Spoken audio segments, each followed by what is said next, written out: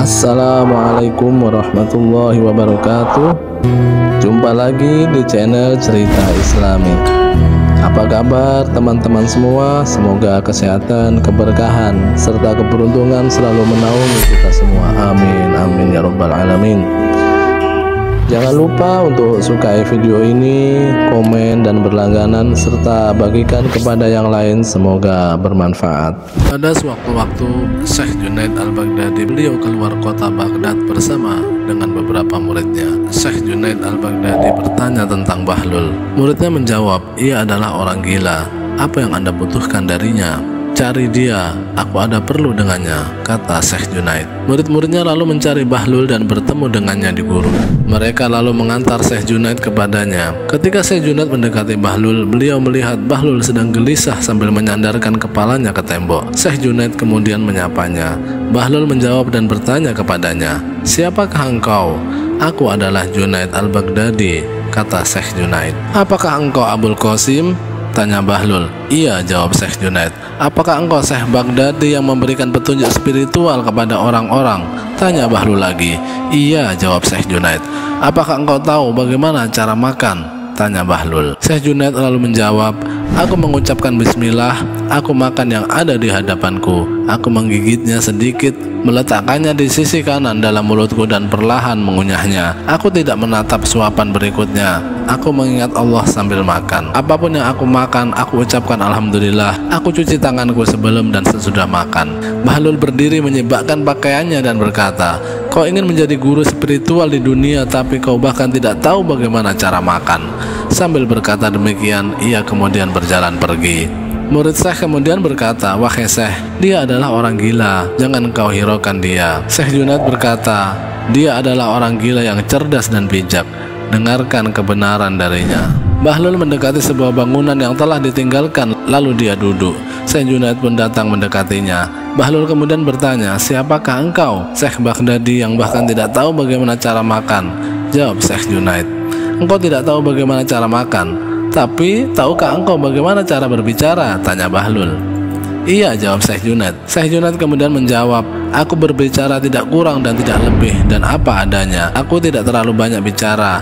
Aku berbicara agar pendengar dapat mengerti. Aku mengajak orang-orang kepada Allah dan Rasulullah SAW. Aku tidak berbicara terlalu banyak agar orang-orang tidak menjadi bosan. Aku memberikan perhatian atas kedalaman pengetahuan lahir dan batin. Kemudian ia menggambarkan apa saja yang berhubungan dengan sikap dan etika. Lalu Bahlul berkata, lupakan tentang makan, karena kau pun tidak tahu bagaimana cara berbicara. Bahlul pun berdiri menyibakkan pakaiannya dan berjalan pergi. Murid-murid Syekh berkata, wahai Syekh, Anda lihat dia adalah orang gila. Apa yang kau harapkan dari orang gila? Syekh Junaid menjawab, ada sesuatu yang aku butuhkan darinya. Kalian tidak tahu itu. Syekh Junaid lalu mengejar Bahlul lagi hingga mendekatinya. Bahlul lalu bertanya, apa yang engkau inginkan dariku? Kau yang tidak tahu cara makan dan berbicara, apakah kau tahu bagaimana cara tidur? Iya, aku tahu, jawab Syekh Junaid. Bagaimana caramu tidur? Tanya Bahlul.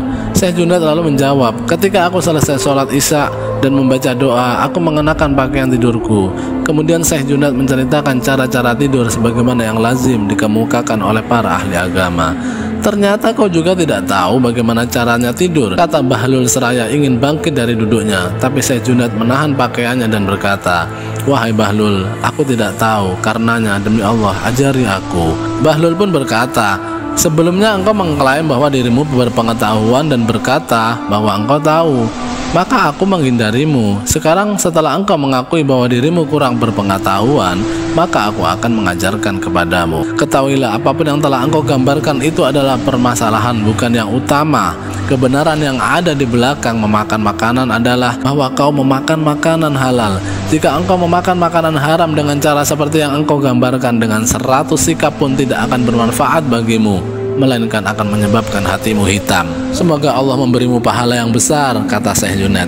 Bahlul lalu melanjutkan, hati harus bersih dan mengandung niat baik sebelum kau mulai berbicara.